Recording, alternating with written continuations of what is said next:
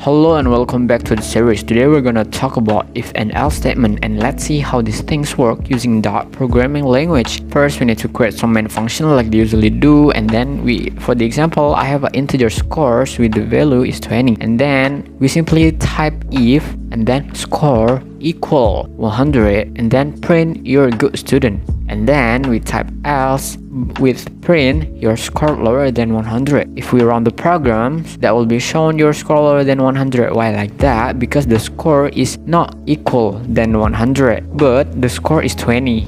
And now let's change the value for the score to 100, and then if we print, that will be the you're a good student. And for the next example, we have else if. Just simply type else if and then score is equal 18 and then print nice try. And for the final score, we just simply change into the 18. And if we run the programs, that will be showing nice try because the score is equal 18. And if we change into a 20, that will be showing your bad. Why like that? Because no one in if or else if define the score is equal 20 or lower than 100 or 18. And yeah, as simple as that. Thank you very much for coming and see you in the next topic.